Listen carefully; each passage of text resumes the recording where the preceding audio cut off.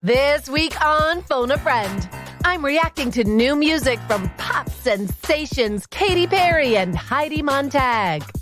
Justin Timberlake is in jail and Gen Z doesn't care. I'm sharing my controversial thoughts on men's inner thighs. Plus, I'm phoning pop star Sofia Camara to find out if pop is in its flop era. I try to never write a song to be like, oh, this will do good on TikTok, because then I feel like it's taking away the message I want to give. Roll up your socks, millennials, and let's do this. Girl, let's phone a friend with Jessi Cruikshank. Hello, hello, hello. Welcome to Phone a Friend. I'm Jessi Cruikshank. Quick little shout out to everyone who got their tickets to the Now That's What I Call Live tour. Just a side note, I did a radio interview this morning, like 10 minutes ago about it, and the DJ called it, Now That's What I Call a Live Tour. She was like, congrats on Now That's What I Call a Live Tour. And I had to be like, oh, no, sorry, it's Now That's What I Call Live Tour. It doesn't make any sense. It's not grammatically correct. It's just, an homage to the Now That's What I Call Music compilation CDs that were hot in our youths. And this poor woman was like, excuse me? So I crossed her off the guest list. She's not coming to the show. But you are, phonies. Heads up. Some cities are selling super fast, so get your tickets now. It's September and October. You know you'll be in town, okay? You've got time to figure out your outfit and your childcare, but get tickets before they're gone. Because to quote the world's wisest divorce lawyer, life is about the accumulation of memories. Life is about the accumulation of memories. And I am about to accumulate some right now with Jason, my producer. Hi, JJ. Hey. Hey. Hey. Quick question. Did you get a DUI since the last time we spoke, or was that just Justin Timberlake? Yeah, no, I haven't. Oh, good. Okay. Yeah. Okay, great. Perfect. Just checking. We are going to get into all that. Plus, we've got a pop star on this show, Jay. A female pop star. Our first. Oh, no, sorry. My apologies to Heidi Montag. Absolutely not our first. Our second female pop star. Sofia Camara is coming on the show later because we're going to dive into this conversation that people are having about if pop is dead. She is like a 21-year-old pop star. She has a hit single that broke out over TikTok. So I want to know, what, how. Basically, I'm just calling her to find out what's hot on TikTok, And honestly, I'm surprised someone that young and cool decided to take my call because I am now officially a mom of 2 kindergarten graduates. Jason, Rio and Dre graduated from kindergarten this week. They had this cute little ceremony. They dressed themselves. They insisted on wearing bow ties. I held back tears the entire time, partly because I feel like when you have a kid up to age 6, okay, preschoolers, kindergartners, they're still considered little kids. And you're still considered a young mom, a new mom, a fresh mom. The minute you have a 7-year-old, okay, the minute your kids are in grade 1 or above, you're no longer a young, fresh mom. You're just a regular-ass, tired old mom of grown-ass, regular old kids. I'm not ready to be that, Jay. So they're doing. This is the part where you're supposed to say to me oh, Jessi, you'll never be that. Did you want to try that? Oh, no. Wait, so they're grade 1 in September? Yes. Wow. In September, I know. I am not ready to be a mom of 7-year-old grade 1ers. But here we are. And you know what I'm going to do? I'm going to stop making it a sad moment about me, and I'm going to make it a celebratory moment about my children by bringing them in here. Can I get them in here, Jay? Yeah, I want to hear. They're off school, so they're literally hanging around building Lego sets in the next room. Hang on a sec. Rio, Dre, can you guys come in now? Okay, stand by. Hi, Rio and Dre. Hi. Something looks different about you. Is that because you just graduated from kindergarten? Yes. Have you ever heard that sound? Mm-mm. That is a DJ air horn sound effect. It's what mommy plays to celebrate things like you graduating kindergarten. Tell me, how does it feel? Good. Great. Great. Did you have a good year? Yeah. Yes. Did you? It was the best year yet. Really? Yeah. Well, you don't know that. Well, he can decide what was the best year of his life so far. I mean, he's lived 6 long years. Was kindergarten the best year of your life so far? Yes. Yes. Wow, that's so cool. Did you make a lot of friends? Yeah. Girlfriends or boyfriends? Girlfriend. Wait a second. Rio said girlfriends and Dre said boyfriends. I don't like girls. Okay, but Rio, you said girlfriends. Did you make a lot of girlfriends? Yeah. Including Elle. One of them was Charlotte. One of them was Laren. And when I had a dance party, I danced only with them. The boys were like embarrassed. Why? Because they were like, Rio wants to dance with girlfriends. Wait, am I his friend? Oh my God, I should be so embarrassed. So, Rio, you just went around the class dancing with all the girls? Yep. And the boys probably felt a little jealous? Yep. No, I ain't embarrassed. Did you have any girlfriends, Dre? For a no. Well, someone had a crush on me. And every single other girl wanted me to marry her. Well, do you feel ready for marriage? No. Yeah. I'm definitely ready for marriage with Miss Adrian. She'll die. No! But she'll say that about my Rio, she'll be love. But Rio, she'll be a Old lady, and you can't just marry a old lady with a cane. So, Rio, you want to marry your assistant teacher? Yeah. Got it. Okay. Well, I would approve of that union in about 30 years. Well, guys, I'm so proud of you. I understand you have a little song about going into first grade. Would you like to perform it for us? Yeah. I think we're thinking the same words, Rio. Start spreading the news. We're leaving today. We want to be a part of it. First grade, first grade. We work very hard. Our teachers are proud. So open up the classroom doors. First grade, first grade. We learn our alphabet and numbers too. We all can write our names and tie our shoes. So when summer's done and the principal calls, we will be back to school to it. First grade, first grade. If we can make it there, we'll make it anywhere. So here we come. First grade, first grade.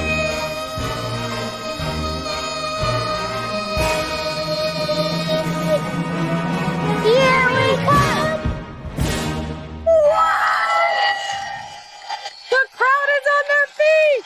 They're going crazy.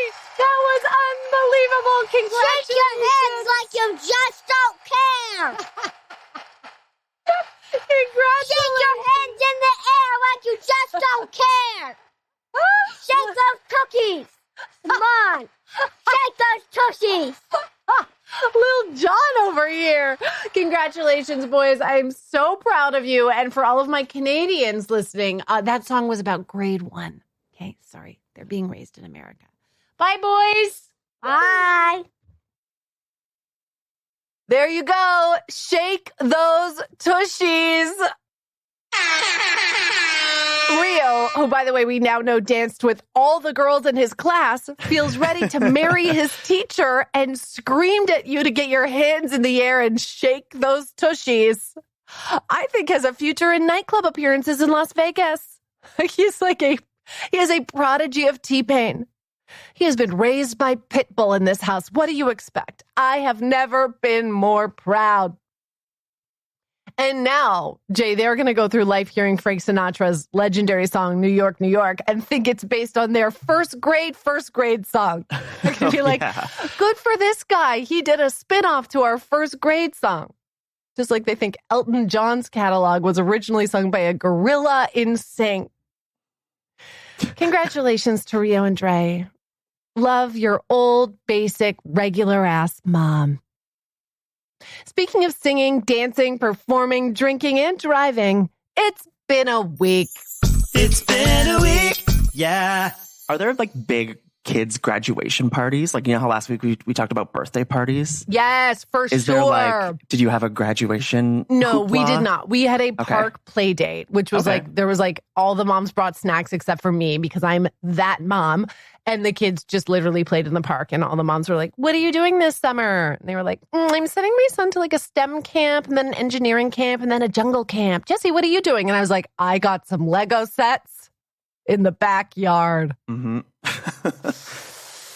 Yes, but I think like the Kardashians have big graduation parties, I think. I mean, my kids didn't have the little hats. In America, some of these 5-year-olds are out here in caps and gowns. And I'm like, let's all relax, okay?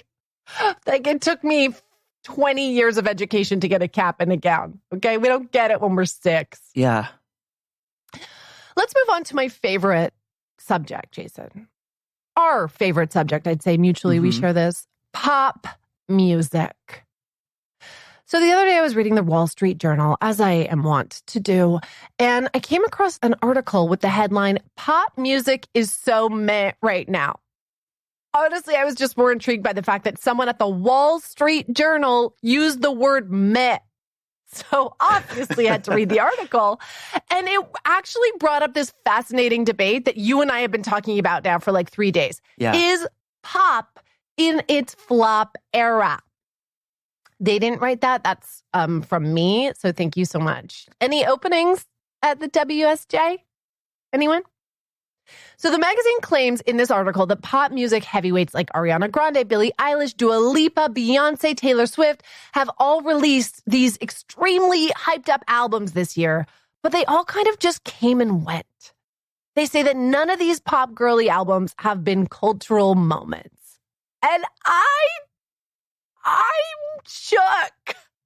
I don't know how to feel, Jason, because in my mind, like, this is the year of the pop diva. For the last few months, I've been like, yes, look at these queens all releasing their albums. But truly, after reading about this and thinking about it, I haven't consistently listened to any of these albums. Have you? Like, yes, but for a weekend. Right. Like, they come and go. That's the thing. Yeah. Did you ever listen to Ariana or Dua Lipa's full albums? Ariana, yeah, I listened to the whole thing. Okay. Dua Lipa, no. Just like the singles, I think, whatever was on the radio. Houdini. Yeah. We love Houdini. Yes, me too. I love Yes and. Okay. I have this little pop playlist. This is so embarrassing. A playlist called Mom Pop. Where I put all of my like hit singles into so I could just listen to those. I have Yes and in there. I have Houdini in there. But like, I haven't listened to the full Ariana Grande or Dua Lipa album. I'm excited that they're in the world, but haven't listened to them. And I also feel like Ariana isn't even touring that record. She's like out here talking about Wicked. So she's not even putting that much focus on it. And then you have the new Billie Eilish. Have you listened to this? I've listened to literally just what's on TikTok. But oh my God! For real, yeah. Jason, you're 21. I know. I don't claim to be like a big Billie Eilish fan, so I don't think I would go, dive into her album anyway. For sure. There have been some snippets of songs pop up on my feeds, and I really like it. Yes. It grew on me. I mean, literally, Evan walked into the kitchen the other day. He goes, is Billie Eilish gay? And I was like, yeah, I think so. He goes, huh. And I said, why do you ask? He's like, oh, because her new album is great. It's all about girls. I love it. And I was like, what? My husband, in his 40s, is out here listening to the full Billie Eilish album, loving it, appreciating it, and I'm not. So listen, if he's into it, I feel like, we could be into it. We just haven't given it the time of day. She broke a lot of streaming records when the album came out, but like, now I feel like the internet has moved on to the new Charlie XCX, which if I didn't listen to the new Dua Lipa, I am not suddenly listening to Charlie XCX. Like, what do you think? I was born in 1998. And then we can't even get into JLo.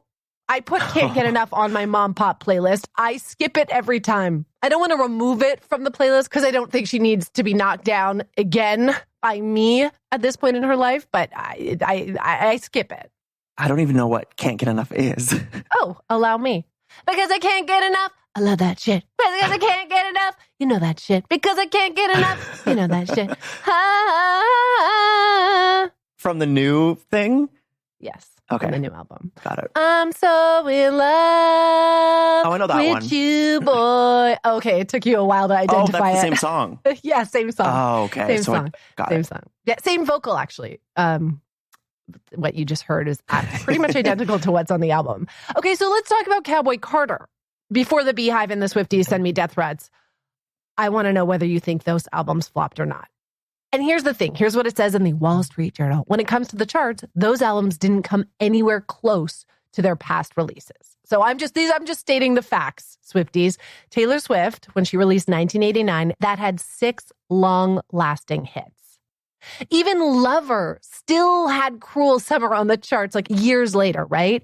On the Tortured Poets department, only one song stayed in the top 10 for over 4 weeks. Her 31-song album was this huge deal, had great songs. We talked about it thrice, I think, on this show. But she only put out one single, only dropped one music video. Now she's playing it on tour, but she hasn't really seemed to give the album much love since. And that's kind of what the article is talking about. It's like these pop stars now have these moments and then they disappear. No one is putting out an album that people are talking about and listening to for more than literally a couple of weeks. Even Beyonce, like Texas Hold'em was a big single, but no other songs have moved the needle on the charts. Personally, I love Bodyguard. I love the Miley duet. Those are on the Mom Pop playlist and they do not get skipped. But I'm full Beehive and I don't think I've listened through that full album more than 3 times. Like, I don't go like, I need to hear that Dolly Parton interlude one more time. Like, I'm good on the full body of work. Now I'm just picking the singles like I'm Jason consuming music on TikTok. Thanks. You're welcome. Why do you think all this music feels so forgettable? I think it's just there's so much. I don't know. It's too easy to come by. Like, it's just all happens so fast. And it kind of, it really just truly does come and go, because as soon as you feel like you're kind of getting into an album or a song or something, like the next one comes by and it's, I don't know, it's almost just, is it just, it's too much? It's oversaturated? I don't know. Well, this summer there has been a lot. Like these last 6 months, it's like one girl every single weekend is dropping her album. So yes, there has been a lot. There's a little bit of oversaturation, but I think album releases used to shift culture, right? An album release was such a big part of our lives because it took a lot of effort to get the music. You know, like I used to save up my little like summer camp counselor money. And then when an album would come out, I would take the bus to the downtown HMV. I remember doing this for the NSYNC Celebrity album. I was outside of the HMV before it opened, one of the first to get the album on CD. And then I would like play it on my Discman on the bus ride home and then hook up my little speakers to my Discman in my room because my parents wouldn't let me have my own sound system. So I'd like these like wonky speakers that I'd plug into the Discman and listen to in my room. And like, that's how I would take the music in, and it felt so much more important because it took time and money and effort to get it. Yeah. Right? It didn't just pop up for 15 seconds on TikTok. That's now that so everything true. is so fast and accessible, everyone's music is just like blending together. And after a weekend of listening, you just move on to the next.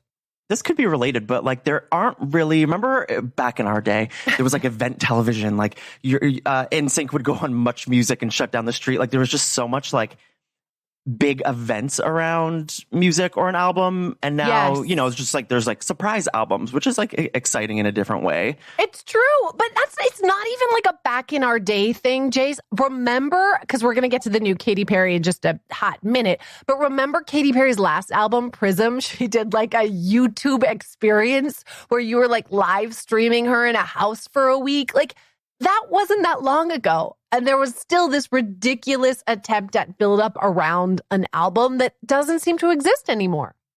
You just pick up, that was called Witness.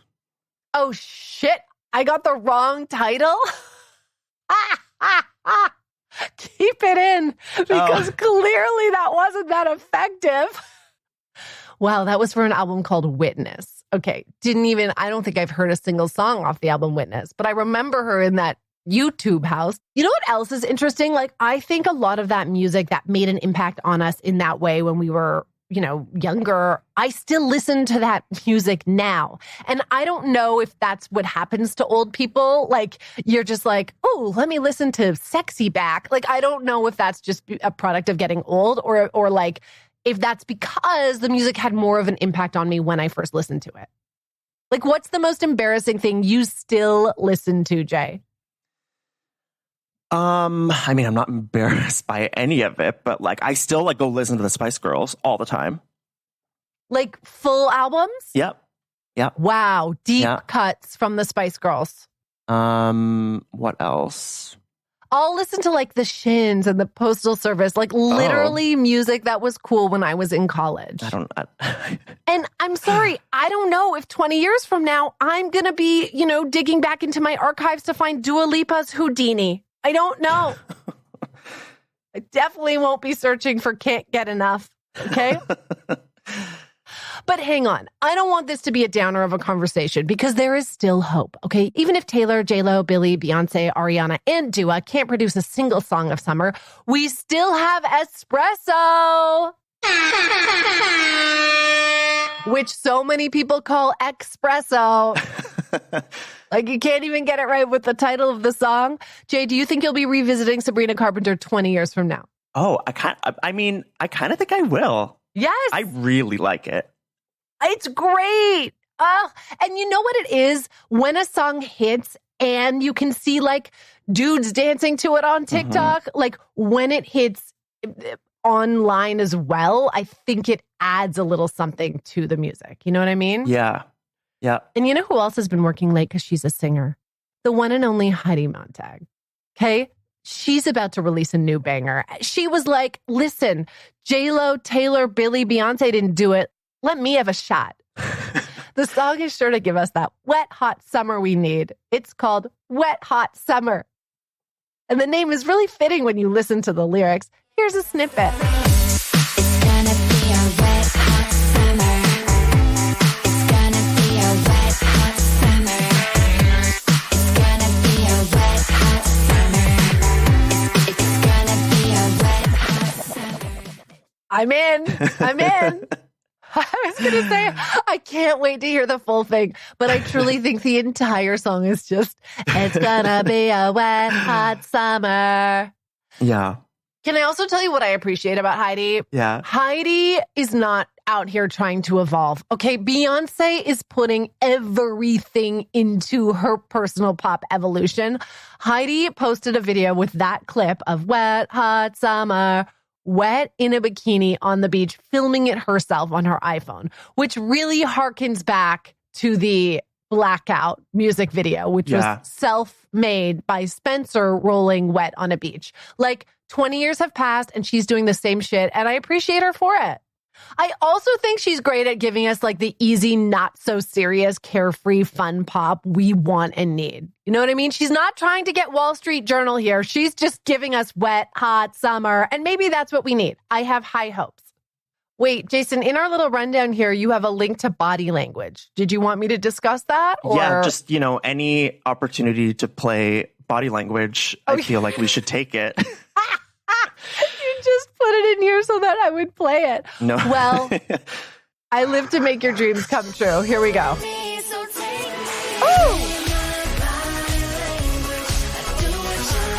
One of the best. One of the best. One of the best. Still holds up. Still holds up. Still playing it 20 years later. Remember when she refused to sing live on the podcast? Yeah. And I will go back 20 years from now for the song. Oh, I thought you were going to say right. For the podcast interview. Oh. I will revisit that interview 20 years later. Actually, that will be the one that keeps me up at night. Before I take my last breath, I'll be like, why did Heidi not like that interview on Phone a Friend? So did we talk about that? Yes. Oh. Yes. She thought it was awkward or something. I don't know. Anyways. Control me. She's got what we need. You know what I love most about that is that when it came out, she was sort of like already in her villain era when that came out, and everyone wanted to hate it and everyone wanted to make fun of her, but like they couldn't. Like it broke through. You had to love it. You can't not like that Undeniable song. pop music, Jason. You know who else has done that in the past? Like, we are very quick to make fun of Katy Perry, but she might be giving us a wet, hot summer as well, because she is back with new music. A new album is on the way. I was actually invited to a private listening party, Jason, last week, but I was out of town. I was so bummed. So, like, she has a full new album coming out. The first single is called Woman's World, dropping July 11th. She also gave us a little taste on Instagram. Listen to this. Sexy, confident, so intelligent. She is heaven sent, so soft, so strong. First of all, she is also just shooting herself selfie style in this little Instagram preview. So I retract what I said about Heidi Montag. Maybe this is just like the new way for a pop star to connect with her fans. Second of all, she looks incredible. Have you seen the album art for this? Yeah, amazing. Oh, Jason. She has like robot legs with so much underboob. I'm so into it. And correct me if I'm wrong, but she's never given us this much sex appeal before. She's always done like the wacky, like, I'm dressed in a burger costume. She literally dances with poo in a toilet in her Las Vegas show. But this is hot. She's like in her I'm a mother era, and I'm sexier than I've ever been before, and I love it. And I'm just, oh, she looks great. What do you think of the song? Physical appearance aside, what do you think of the song? Yeah, that aside, I think it's fine. Need to hear the rest of it. It's like it's fun. It'll be fun. It'll be dancey. Yeah, I think I just need to hear the rest of it. It seems a little basic. Like, it seems like a little like kind of like 2010 basic, but maybe that's what she's going for. Wait a second. You think a song about women's empowerment called Women's World that goes sexy, confident is a little too basic? I think it's really subtle, Jason. I guess I was going to fit the image that she's putting out now. I was thinking maybe it would be just a bit edgier. Right. It still sounds a little bit like I'm going to make Romy listen to it, at 3 years old. Like a little, all of Katy Perry's music is like, I am here to give you your child's first concert experience. Kids bop. But now that there's so much underboob, I don't know how many kids can bop. Yeah. I saw some article about people who went to that listening party and they raved about it. Oh, really? Yeah. Oh, don't make me feel even worse for missing it. Sorry. Oh. But they were saying it's really good. Was she there? I don't know about that, but that's the thing about being invited to a listening party. You're like, am I going to be sitting with like record executives in suits, or is Katy Perry's underboob going to grace me with her presence? Yeah. Okay. Well, that's great. That's great. I want her to succeed. I think Katy Perry has taken a lot of shit and she's given us some of the biggest bangers, the most enduring bangers. Okay. Firework is like my children's favorite pop song. Again, kids pop, but that is saying something. And I don't know. She just gave us this little, like, I wish we got a peek at the chorus because I want this song to like explode into something better. But it's also hard to compete with Cher's Woman's World. Oh, excuse me. I'm not. No. Could you educate me? Cher's iconic song, Woman's World. How does it go? Well, I don't know if I could sing it. I think you should well try. Enough for it. No, I don't think I will, but it's like, shot. Okay. It's basically just that, like Woman's World, Woman's World, Woman's World. Yeah, I'm not. Cher's Woman's World. That's really tough to name your song the literal same name as a Cher song. Yeah. Oh, yes! Yes! Yeah. Yes! You could have handled this vocal. This is a woman's world. Yes! Oh, my apologies to Cher for not instantly remembering this. Oh, you can't top this. This is a woman's world. Even the best tanned underboob in the world cannot top that. That is epic. Okay, Katy Perry, we are very much looking forward to July 11th. We will revisit this conversation when the song drops. Until then, I'm just going to do my best to channel you and be sexy, confident. I just think, in conclusion, Heidi Montag and Katy Perry are here to save pop, okay? One underboob and selfie video at a time, and I cannot wait. Later in the show, I'm going to be aging myself even more by calling up a real-life TikTok pop star to give me her young person's take on the state of pop music. So stick around for that. What's next? What's next?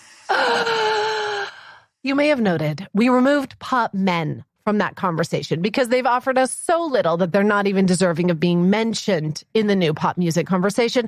But Justin Timberlake has essentially forced himself into the dialogue by being arrested in the Hamptons for drinking and driving.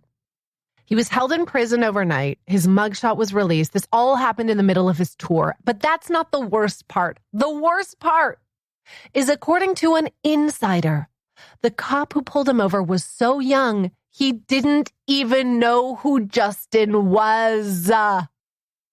Didn't recognize him, didn't recognize his name when he read it on the driver's license. How young was this cop? Too young for trolls? 1, 2, or 3? I'm more concerned about the police officers serving the Hamptons community. Was this so true? 5-year-old police officer? Justin Timberlake has done work that you should recognize, sir. Can't stop the feeling. You don't know that? Another inside source said that under his breath, whilst getting arrested, Justin said, quote, "This is going to ruin the tour." The cop replied, "What tour?" Justin replied, "The world tour." It's so good. It's so good. I'm sorry. And this has become like a joke on the internet overnight. People are dragging him hard. What tour? The world tour. I mean, it already feels iconic, Jason. Yeah. This source, quote unquote source, is amazing.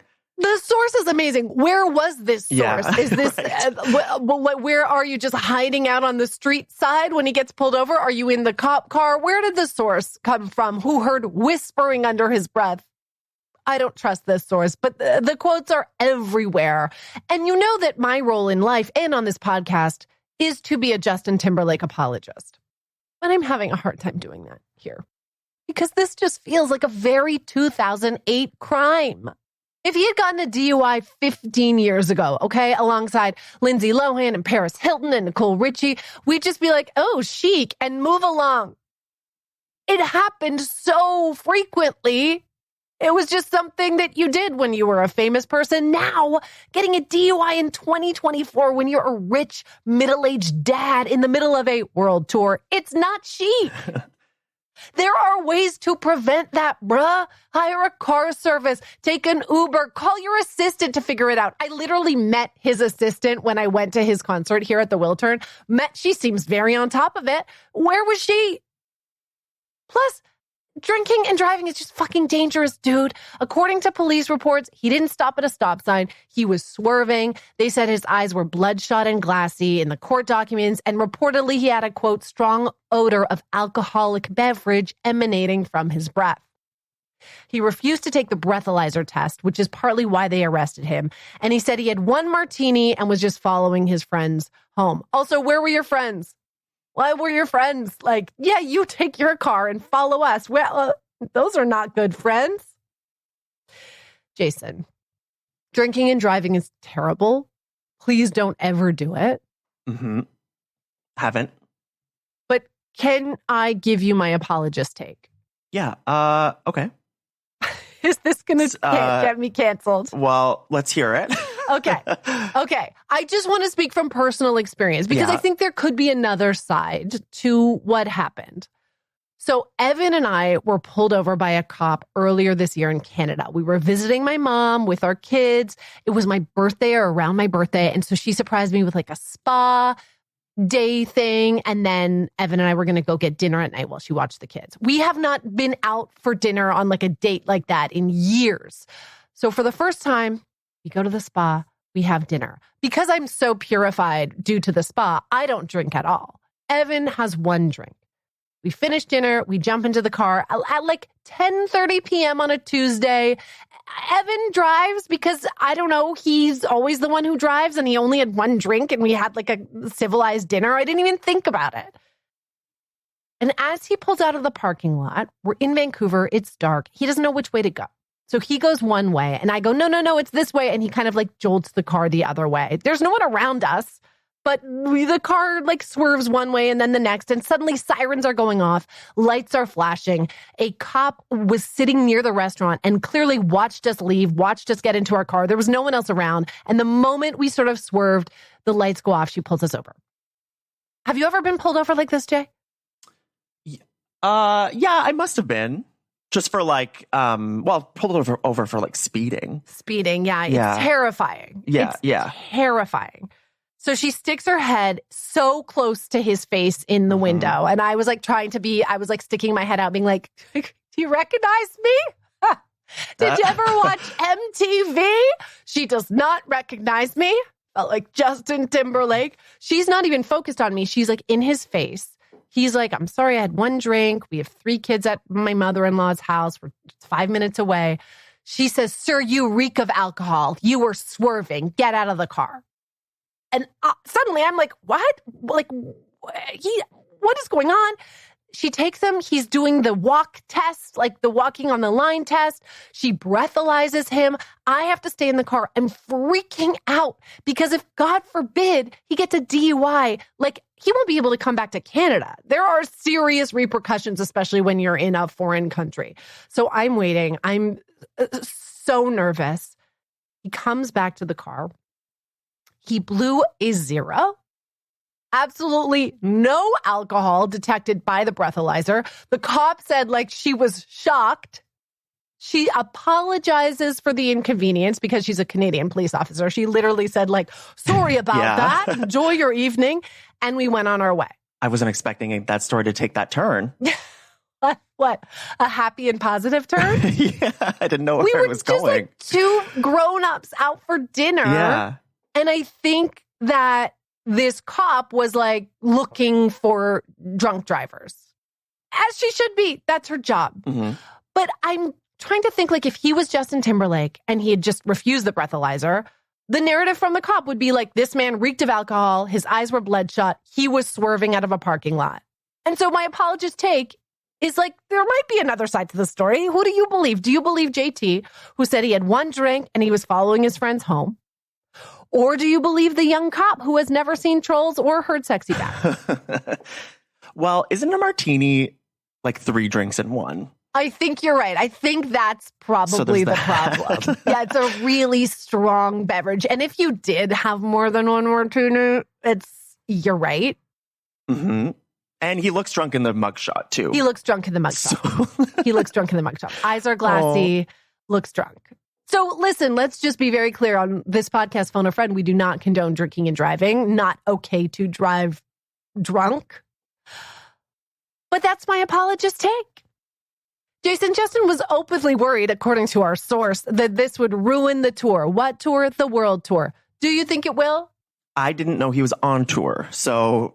Stop it right now. For real. I told you what? We talked about it on this show. I told you I wanted to go see him in Vancouver. I don't know. I remember hearing that he did I thought he did like an album promo show. Is that what you went to? That's what I was at. Yes, okay, but it was also a kickoff for his what tour? The World Tour. Oh, I thought we were still waiting to find out if like NSYNC was going to join him on tour or something. Oh my God, Jason, it's like you're in February of 2024. Come into June. I'm just so young. You're so young. Oh my God. You're just so busy consuming Charlie XCX on TikTok. Ugh. No, he is on a world tour, but hey, listen, the good news is now you know that. I think this is actually not going to hurt the tour. I think it's going to help the tour. Listen, Will Smith slapped a man and it didn't hurt Bad Boys this past weekend, okay? It broke box office records. People didn't care. I don't think this is the kind of thing that's going to stop millennial women from going to sing Mirrors at their local arena. You know, I think it's only going to help promote the tour, as it did for you, Jay. You're right. I'm not even being funny. Like, I did not know he was on tour, and now I do. Mm-hmm. So there you go. Maybe he did it on purpose. 2008 style. Listen, DUIs were hot in 2008, and so was Justin Timberlake. What's next? What's next? Wait, footnote about Justin Timberlake. Also, I just am now putting him in the same category as Taylor Swift, which is like, how are you out drinking in the middle of your world tour? How do these people have the time and energy to like go to a bar on a Monday night and drink martinis? I have like a 14 city tour coming up, and I'm going to be in my hotel room, like sipping tea and watching Selling the OC between shows. Like, I don't know where the people get the energy. Let's move on. Jason, as I'm sure you know, it was Milan Fashion Week. You knew that? No, I didn't. Okay. Well, it's currently Paris Fashion Week men's as we speak. I'm sure you know about that. You've probably been so distracted just thinking about it. No? No. Missed it. Okay. Well, it's ongoing. There's still time. A few menswear stories have made headlines. And because I don't discriminate here on Phone a Friend, I cover stories for women and gay men. I thought I'd do a little roundup of what's happening in men's fashion in a new segment called Men, But Make It Fashion. Men, but make it fashion. That's fashion spelled with an S-H-U-N, but I'm sure you got that, right? Okay, first, we talked about the length of your shorts on this podcast, Jason. By the way, this entire segment is just an excuse to bring up Jason's inseam. So let's do it now. You revealed you were dipping your toes and upper thighs, honestly, into a shorter short this summer, this wet, hot summer. A 5-inch inseam is what you said. Have you, in fact, purchased and worn the short shorts since we last spoke? I have the 5-inch inseam short. I wear them sometimes. Like a weekend, it has to be very hot out. I'm not 100% comfortable in them, but I'm like getting there. I'm like 75% comfortable in them. I appreciate that. I feel exposed, but I'm working on it because I think they do look great. good. Yes, that's great. You're working through it. We all have that garment that we put on and wear out, and nobody says anything about it. But in our minds, we're like, is everybody looking at my upper thighs? Is everyone thinking about how short my shorts are? Yeah. Yeah. I'm really glad that what would be an event that you would wear it to? Like I went to a brunch like last weekend and sat outside. It was really hot, and I was really glad that I had them on. Oh my gosh, you don't want any more inches covering that upper thigh skin. You need it exposed. You need the air to hit, especially in hot conditions. It's a practical choice. I love that. So you know who else would love it, Jay? Paul Mescal, who gave this TED Talk about the shorter inseam to GQ at the Gucci runway show. I'm a fan of the short inseam. From my eye, it's to do with like proportion, like short, and maybe a longer top. I'm a big advocate for men wearing shorter shorts. Don't think I've ever heard him talk before. No, you've just been looking at his short shorts. Yeah. Wow. I mean, some stars advocate for women's rights, equality, peace, justice. Paul Mescal advocates for men wearing shorter shorts. And for that, we applaud him. The bravery and upper thigh muscle required to do that. It's just so commendable. Footnote. Or should I say, inner thigh note, is Paul Mescal hot? Yeah, definitely. So that pause and that high-pitched, really sold it for me. Well, He's like the internet, people love him. He is the object of lust for white women everywhere, and I personally don't see it. And I've seen normal people. I know what he looks like having sex in high school. Still doesn't do it for me. Personally, I think it's nothing to do with the short shorts. His legs look great. I think it's the curly mullet he's had lately. I can't run my hair through a curly mullet. Like that's just, I can't appreciate it. Second inner upper thigh note. I took the boys to their hair salon to get their haircuts the other day. They go to like a grown-up haircut place because I can't afford to pay $90 for them to sit in a small fire truck to get their haircuts anymore. So I take them to like an adult salon. And there was a kid at the chair next to them, Jason. He must have been like 16, 17, getting a perm. What? Yes.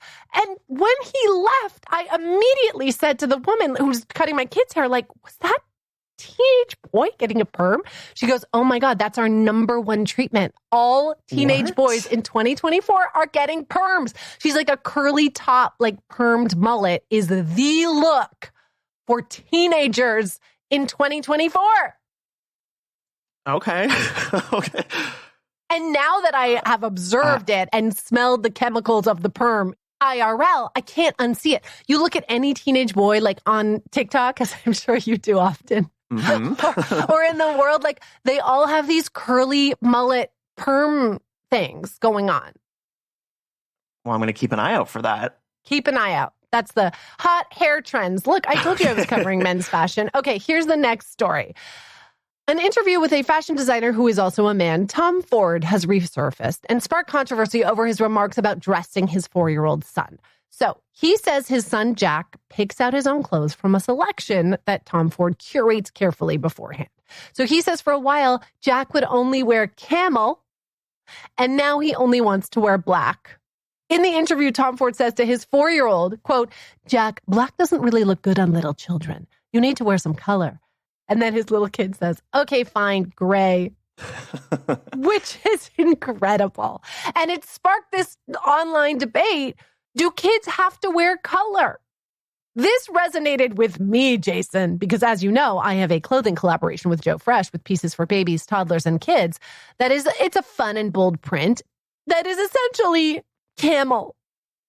And you better believe I see the comments from like at Barbara Jean from Burlington that says, shame on you, Joe Fresh. Children should not wear brown. What's with all the brown? Where is all the color? There are so many comments on my collection from brown haters, okay? To which I say, kids should wear color. Absolutely, they should, Barbara Jean from Burlington. And Tom Ford, I agree. A small child in black is it's the start of a horror movie. If your kid wants to wear head to toe black, run, okay? Save yourself.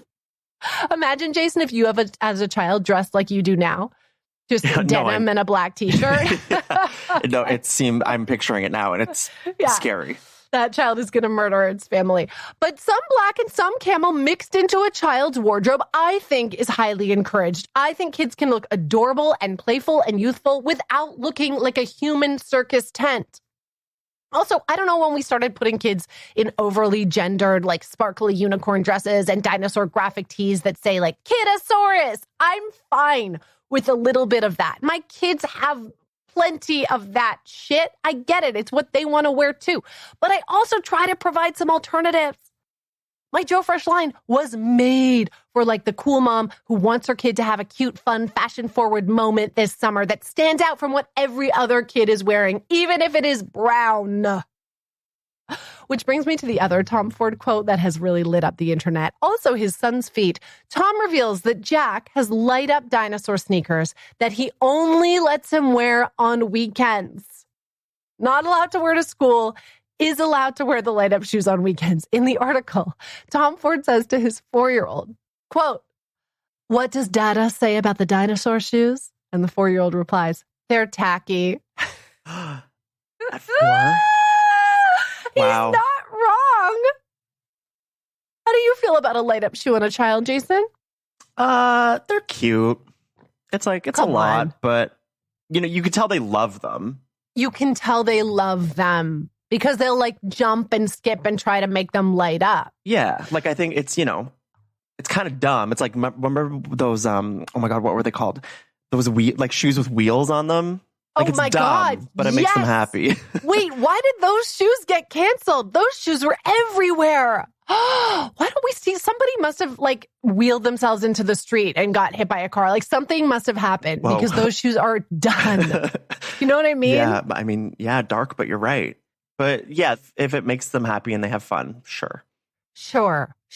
And listen, I, like Tom Ford, both beacons of style, do not allow my child to wear her princess dresses to school. She can wear them on weekends. She can wear them at home, but I don't want her out every day in a costume.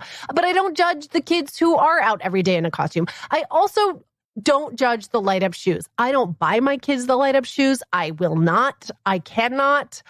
Because I once saw a teacher shame a 2-year-old in my kid's preschool for wearing light up shoes. She wasn't paying attention in circle time. And the teacher was like, I'd be distracted too if I had those shoes on. And I was like, I never dared to buy my child a shoe with lights on it. But you're right. Now that I think about it, I had Reebok pumps that I was pretty much pumping up at all times during elementary school. Because I actually believe that pumping them up would give me like, I don't know, make me run faster, jump higher. I don't know. I guess the takeaway here is Tom Ford and I are the same. And I'm just saying, I think Lil Jack would look adorable in my $16 t-shirt and short set. Available now at joefresh.com. Our final story in Men But Make It Fashion is not just about men. But it will make men and women alike feel old. A couple of weeks ago, Gen Z declared that they know you're a 30 to 40-something-year-old millennial if you wear ankle socks. Jason, describe the sock length you're wearing right now. I would describe these as an ankle sock that I'm wearing right now. 100%. Me too. I'm wearing, actually, these are like you too? Oh, these are like, I invested so much money in a Lululemon ankle sock collection. I have like 6 pairs now.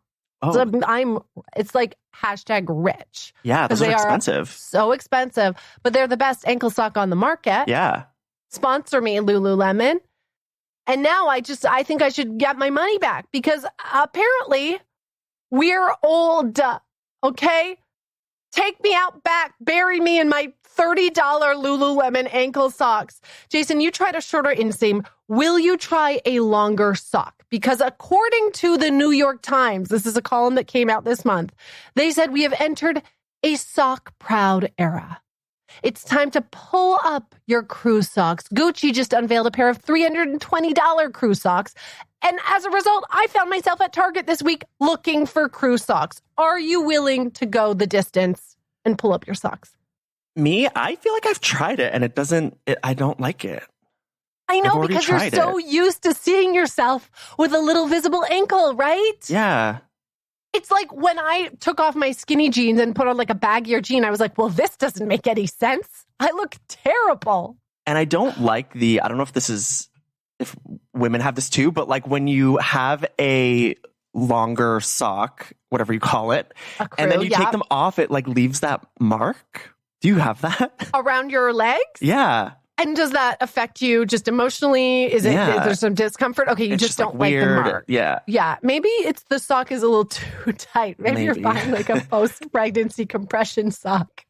Listen, the selection at Target, it was slim pickings. Like, I am willing to wear a Michael Jackson white sock under my black loafers. I've tried it with like Evans athletic socks. I'm willing to invest and make it a part of my look because I saw a TikTok that said crew socks are more effective than Botox to make you look younger. So I'm in. I don't know that we can trust the sartorial taste of the generation who have brought back permed mullets, but I'm trying. I'll give it a shot. You know?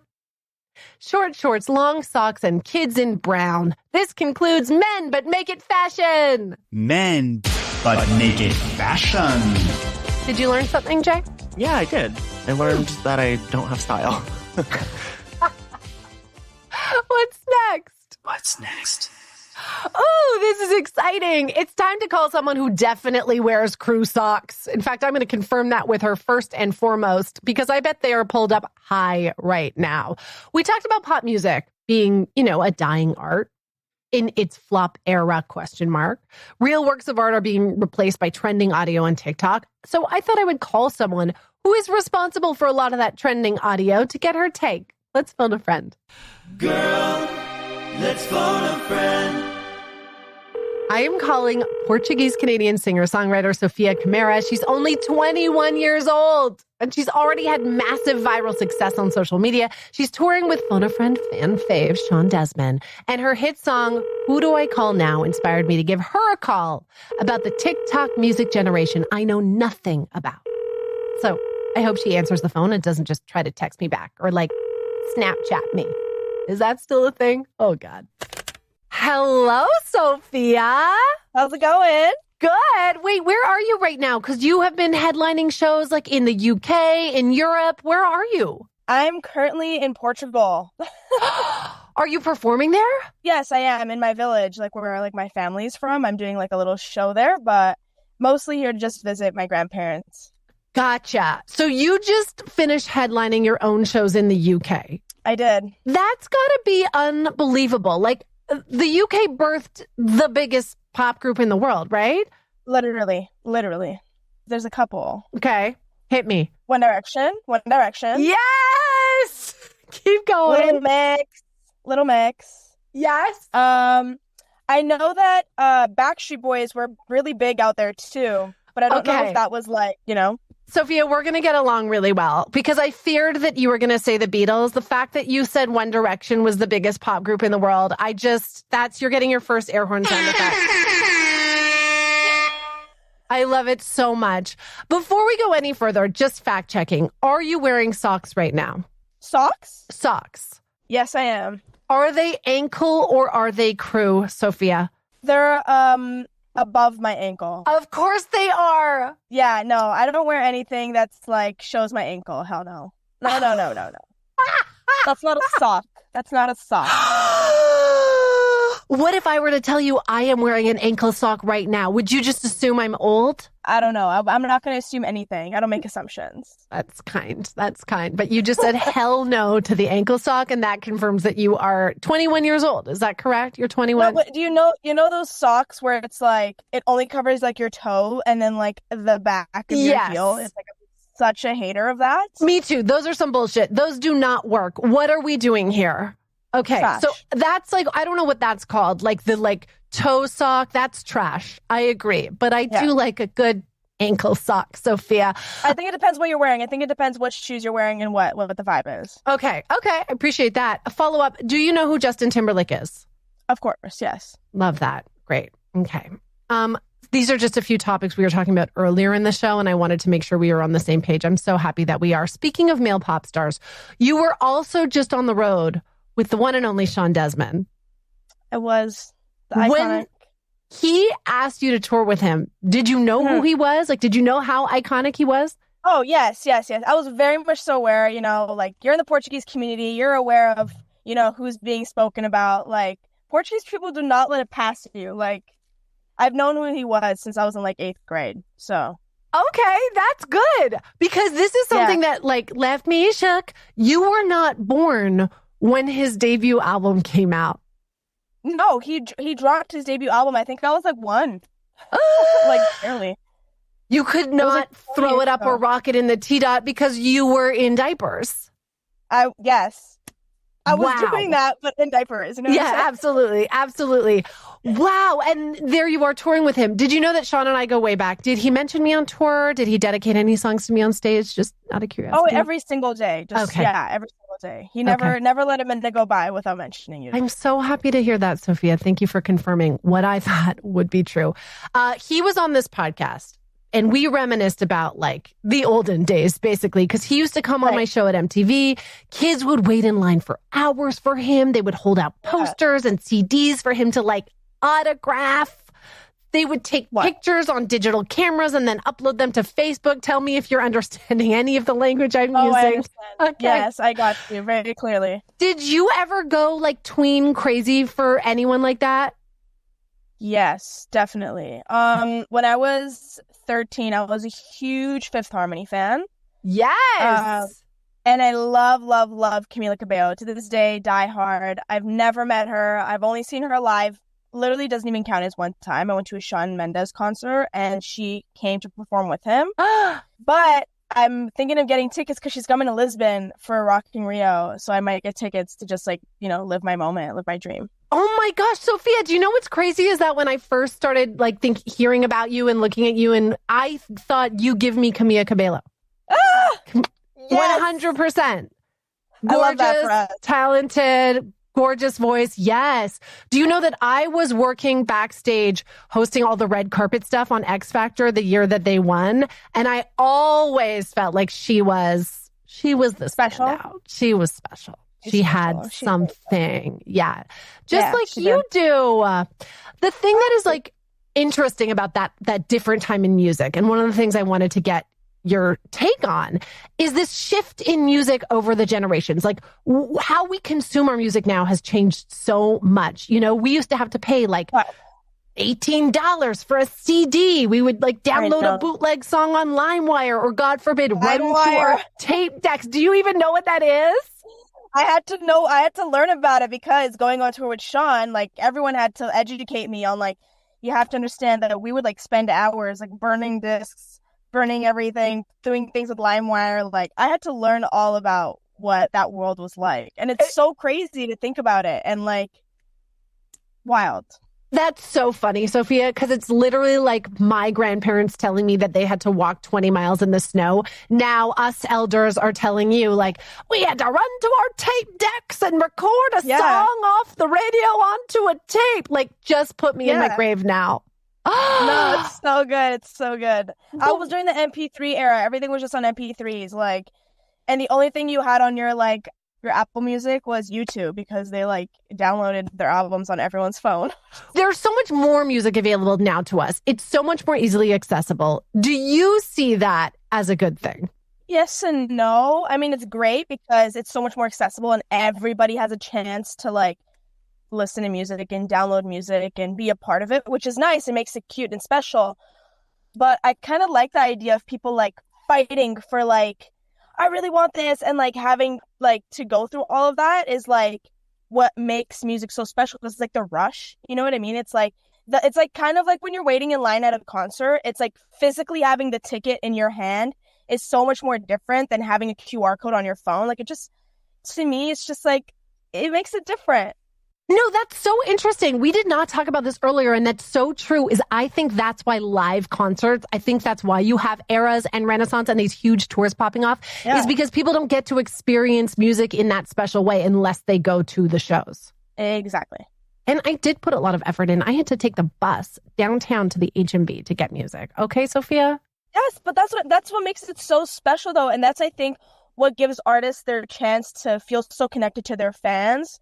Because it's like they work so hard on making this special piece of art and then having them go out of their way and be like, oh my God, I have this. And like fans feel special when they're like, when they have like a limited edition CD or a limited edition this, it makes them feel so much better. Do you know what I mean? Do you know what I'm trying to say? Absolutely. Absolutely. So now I'm so fascinated, not only by your sound and your music, but also by the origins of how it came to be. Because I would love for you to tell me the story about how your song, Who Do I Call Now, got off the ground. Because wasn't it via TikTok?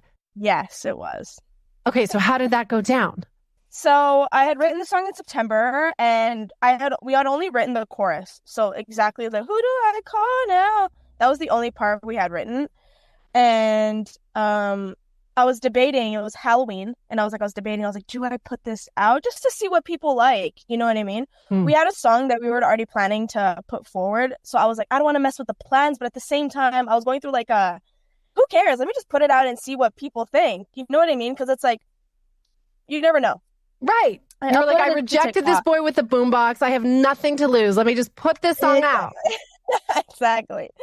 So I put the song on TikTok, and like literally the second that I uploaded it, I texted my friends and I was like, I have a great feeling about this. Wow. And I don't know why, but like I felt it in my chest and in my gut. And this last time that had happened was when I had uploaded a video of me singing the Miley Cyrus song of me laying down. And that was like my first viral video. And I had that same weird gut feeling that I was like, something tells me that this is like the right thing to do. So I uploaded it, and then like the next day it had like 2 million views, and then it just like grew like every single day since. Wow. And you gave us just that beautiful little taste. For anyone listening who has not heard Who Do I Call Now, could you just maybe just give us a little It goes like this. So who do I call now? I give it all now, just to be fighting in the kitchen. Isn't that so good? It's so good. That's my favorite line, by the way, just to be fighting in the kitchen. It's a very like geriatric millennial line for you to drop. Cause like I fight in the kitchen. I have 3 kids. We're always in the kitchen.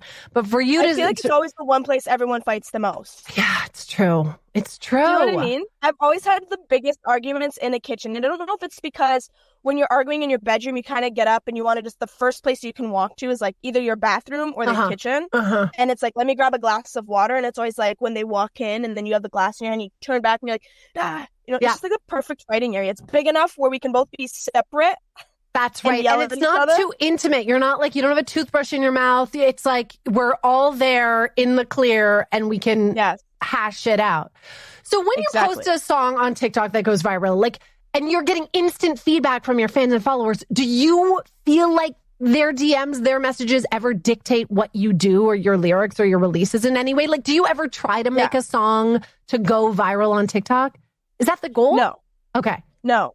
I try to never write a song to be like, oh, this will do good on TikTok, because then I feel like it's taking away the message I want to give. Because I want to make music where, like, the world loves it. As long as I'm happy with it. I feel like if I'm sitting here and I'm thinking about, oh, I should write this for TikTok, and it doesn't work out on TikTok, then I'm just going to be disappointed. But if I write a song and I love the song and I'm happy with it, and then I put it on TikTok and then they love it, that makes me happier. Gotcha. You know what I mean? It's yes. like, it doesn't make room for disappointment. It just makes room for, like, expanding. Because it's like, just because TikTok doesn't like it doesn't mean that the song's not good or that other people won't like it. Because not everybody is on TikTok, you know? You're looking at one of them right now. You're not on TikTok? Don't even know how to open it on my phone. Wow. Honestly, I love that for you. Thank you so much. I was a big TikTok hater, like, when it first came out. I was like, I'm not going on TikTok. Everybody's on TikTok. Hell no. And I only downloaded it like a year and a half later after the app came out because everyone was on it. Well, I mean, I'm not a TikTok hater. I just truly feel geriatric when I sign on to it. I don't know how to use it. I don't know what to do. I think I have an account, but I mean, I can't get there. That's but so funny. I appreciate your applause and your support. Thank you so much, Sophia. Now I love it. Now it's great. I love it. Do you ever, I'm curious, you're a young artist. So when that song blew up on TikTok, is that what helped you get signed by a record label and start your career? So I was already signed to Universal in 2021. I had written a song, and I guess it caught also some heat on TikTok as well. And then that's how that had happened. Who Do I Call Now just, like, opened so many doors where I was able to do my first headline shows out here. That was really, like, the big push, and was, like, crazy to even think about. Don't even get me started on talking about it, because, like, I don't even know how that even happened yet. I mean, it's a great song. A great song is a great song. It's crazy. I'm curious, being a young artist signed to a big record label, are there conversations? I mean, there's someone from your record label listening right now, so cover your ears, Alex. Are there conversations with the record label about creating songs that have potential to go viral? Like, is that part of the conversation you have with your label? No, I don't think so. I've never had those conversations. They're really great, because every time I'm in a session and every time I'm, like, going to the studio and making music, they're just like, make art that speaks true to who you are and what you want to be, because at the end of the day, the music you're putting out is the message you're trying to give. So if you're going to make a song that's just to be viral, then you're going to be here one day, gone the next. I'm trying to make music that's timeless. I'm trying to make music that's going to stick to people's heart and souls for eternity. Do you know what I mean? And it's like, if I'm only making music for the present time, then I'm doing something wrong, I feel like, in my heart. That's not what I want. I feel like I'm doing something wrong if I'm just making something temporary. I'm trying to make something that lasts forever. Yes, we were just talking about this, about how those lasting musical moments are so rare now. I love that that's your perspective. I would like to oversaturate the shit out of you right now by promoting your new song, okay? Because, you know, Who Do I Call Now is amazing. Everybody should go stream it. Add it to your mom pop playlist. But can you give us a little taste of the new single, Myself, with Fernando Daniel? Yeah. Wait, like, sing it, or you want me to just tell you about it? I mean, now I'm obsessed with you. Now I'm obsessed with you singing it. Please. By the way, I also forced Shawn Desman to play Shawnee Oki and made him sing all of his songs. So, you know, it's the highest honor. It's so good. Even though I'm singing it purposely super horribly, it's like, taking my heart right off from my sleeve, and now pushing it down, and you'll never find out. It's a really cool song. Like, I actually learned to fall in love with it again, like, as the year came by. Because I wrote it like 2 or 3 years ago. I wrote this song. Wow. And then I put it on like a Dropbox, and I actually forgot that I had that song on. And then when it was brought back up into the light, I listened to it again, and I was like, it's taking me a second to fall in love with it. And then actually the reason why I fell in love with it again was because Fernando got on the record, and I think that was what was missing in it, was like having someone else be a part of it. I love that. It's such a great song. I don't think many people just write a hit song and then forget about it in a Dropbox. So that speaks to your talent immensely. I also get this sense from this call that you're not just like this supremely talented songwriter and musician, but you're also a bit of a crazy music super fan. Is that true? I love you. I think it's honestly, everyone tells me all the time, they're like, oh my God, you being like a super fan is kind of weird, but I think it's so important because it reminds me why I'm doing this. Do you know what I mean? Like when I'm looking up to somebody and I'm like, oh, I love this so much. I love when new music comes out. Like I grew up listening to rock music. Like I fully thought I was going to be a guitar shredder. Like I fully saw my vision of like rocking on stage on a guitar. That was the vision I had. Wow. Yeah. So like I started playing guitar and I would like shred on the guitar, and then I was like, maybe I should be a dentist. And then I started singing, and then I was like, now this is what I want to do. I love that. Okay, so I want to find out who some of your dream artists to work with are in a rapid fire game called Who Do You Call Now? Do you want to sing the jingle for this game? So who do you call now? Perfect. Much better than my version. Okay, imagine a world where you have the opportunity to collaborate with any artist you want, which will happen for you. I see it in your future. Here we go. Who do you call to collab on a breakup song? Louis Capaldi. Ooh, a country song. Morgan Wallen. Oh, I was hoping you'd say Beyonce. Who do you call to collab on an emo song? Billie Eilish. Oh, Billie Eilish is the essence of emo. Yeah, so I feel like her emo track, yeah. Oh my God. Like kind of stuff. Please. Billie Eilish is like, who do you call now? Yeah, it's breathy and emo. Yeah. Okay, back to the rapid fire. Who do you call to collab on the catchiest pop song of all time? Either Bruno Mars or Ariana Grande. I'm ready for both of those singles. Right? Who do you call to collab on a thoughty dance track? Did I use that correctly? A thoughty dance track? Yes. Oh my God. Nicki Minaj. Ooh! Nicki Minaj would be so fun. Nailed it. What about a romantic love ballad? I would say Mina Dell. Oh, yes. Who do you call to collab on an adult contemporary album? Harry Styles, maybe. Oh, sorry to Harry Styles. Ouch. Oh, wow. Let's hope he doesn't hear this. No, I'm trying to think of Harry. I'm joking. That was just a joke. I don't know. I'm trying to think of other artists in my head. And can you think of any artist over the age of 35 or? Probably not. I don't know. Shawn Desman. Shawn Desman. Congratulations to Shawn Desman. There it is. He would love that. And that's how you play Who Do You Call Now? Yes. So who do you call now? Yes. Sophia, this was so much fun. Thank you for picking up my call. Follow Sophia on TikTok at Sofia Camara. Are you even on Instagram, or is that where you go to follow your grandparents? Oh, you are. I'm very much so active on Instagram, _Sofia Camara _ Sofia Camara _ Find her there. That's where I'll be following her. And stream her new single, Myself. It's available everywhere. So don't download it on LimeWire, okay? Stream it.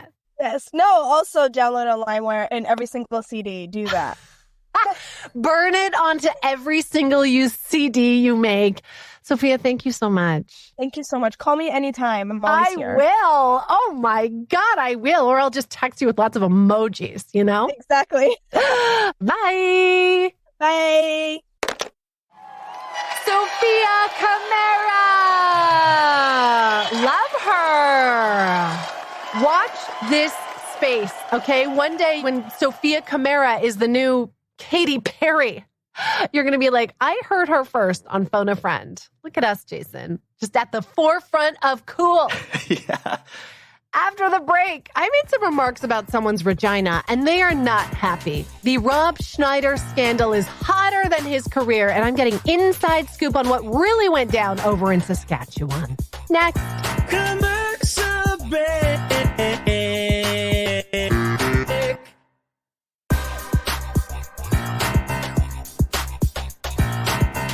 We're back. And last week we talked about Rob Schneider getting kicked off a stage for making offensive jokes in Regina. I personally thought That was enough Rob Schneider and Regina coverage for a while, but you phonies wanted more. So let's check my voicemail. Check your voicemail. Hi, Jessi. It's Christy from Regina, Canada calling. You know, the city that rhymes with fun. I love how much time you dedicated in your last podcast to our Rob Schneider debacle at our local charity event. Ironically, our local media was actually accused of burying the story because despite the clip that you played, Saskatchewan is not full of wokesters, but is actually quite conservative. It's kind of like the Florida of Canada, so maybe he thought the jokes would fly. Anyways, anytime Regina hits the news, it's always something embarrassing. Like last year when our tourism board released a slogan called "Show Us Your Regina," and then immediately had to apologize and cancel the whole ordeal. So I know you're coming to Saskatoon for your tour, which I'm so pumped about, but I think you should consider coming 2 hours south and check out our Regina, even if it's just for the joke potential. Okay, bye. Christy from Regina, the city that rhymes with fun. Wow, wow, wow. You should also know that when I get these voicemails, there's like a transcription that transcribes the audio. And Christy, just be aware that every single time you said Regina in your voicemail, it transcribed it as vagina. So AI can't even get its mind out of the damn gutter. So much to unpack here, Jason. Wow. First of all, so happy you're coming to my show in Saskatoon. And I am so sorry that I am not going to check out your Regina in person. But the Sask show is going to be so fun. It's also selling super hot and fast. So get your tickets for the Saskatoon show now. Tons of Reginionians came down to the Sask show this past March. And that was in the winter during a snowstorm. So plan your journey for this fall. I don't know how my voice just changed, but it felt right. It felt right. Also, I love that Regina tried to bury the Rob Schneider story. Jason, even they were ashamed. And now here I am talking about it 2 weeks in a row on my hit podcast, Phone a Friend. Sorry, Regina. I appreciate your perspective, Christy. I thought, Jason, I don't know if you thought this. I thought Alberta was like the Florida of Canada. But now I know Alberta is the Texas and Saskatchewan is the Florida. Oh, okay. I didn't realize Saskatchewan was like conservative like Christy says it is. Me either.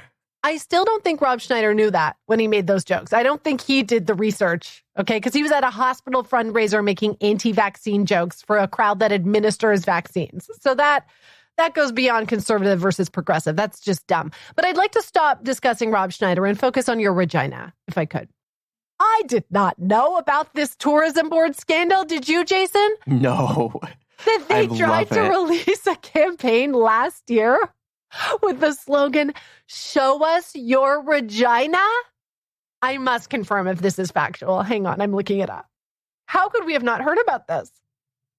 Oh my God. Yes. Okay, this happened last year. The city's tourism board decided to rebrand Regina, that's fair. It's due for a rebrand. And they tried to make, quote, Regina sexy with two new slogans. The first one was "The city that rhymes with fun" and "Show us your Regina." Citizens of Regina, Jason, were, quote, shocked and appalled. One woman, Kristen McLeod, was furious. She said, quote, "It's sexualizing the city when it isn't necessary." No one wants to sexualize a city. I mean, that's misogyny. She asked, "What do these slogans' sexual connotations suggest about the city?" That it's a whore, Kristen. Regina is a dirty slut, is what they suggest. She also wanted to know if male genitalia would also be a focus in the future because equality. This is incredible. Oh. What? Why was Rob Schneider making jokes about vaccines and the LGBTQ community when he could have done 10 minutes on this? I cannot believe the government passed these slogans. Like, this had to go through votes and meetings and government agency approvals. Oh, wait, hang on. Listen to this. Apparently, they were trying to capitalize off of a 2008 tourism video called Experience Regina that was made in earnest but became a viral sensation when Jimmy Fallon played it on The Tonight Show. Okay, listen to this, Jason. This is real. This is a real song. Okay. And tourism promotional video. It has almost 1 million views. Oh, God.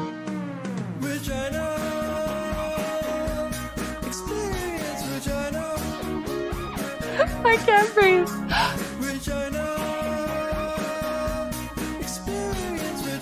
Oh my God, Jason, I can't imagine ending the show with another song but this. Should we just end it now? I think so. Our apologies to every pop diva and Sofia Camara. Because we are ending the show with the banger Experience Regina. Thank you, Christy from Regina, for bringing your Regina to our attention. We are forever grateful. Huge thanks to Rio and Dre for granting me their only interview during graduation season. What a gift. Big thank you to Sofia Camara and all pop stars making pop music. Don't ever stop. Best wishes to Justin Timberlake and to you and to everyone getting tickets to see the Now That's What I Call live tour. The link is in the description of this episode. Get them now and experience Regina. I can't wait to see everyone but Regina this fall. Jason, big show next week. Kat and Nat are live from my guest house. You don't want to miss that. Should we talk next Thursday? Yeah, exciting. Okay, bye. Regina, experience Regina. Regina, experience Regina. Regina, experience Regina. Regina, experience Regina.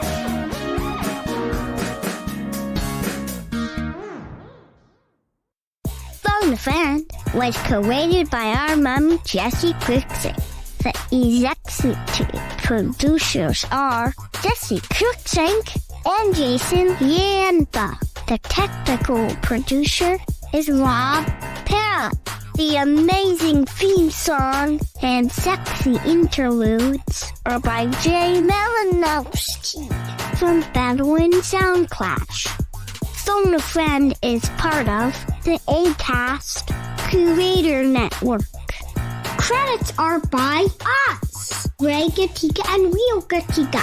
We're her kids. That's crazy, right? Wow, you're still listening? Okay, see you next week.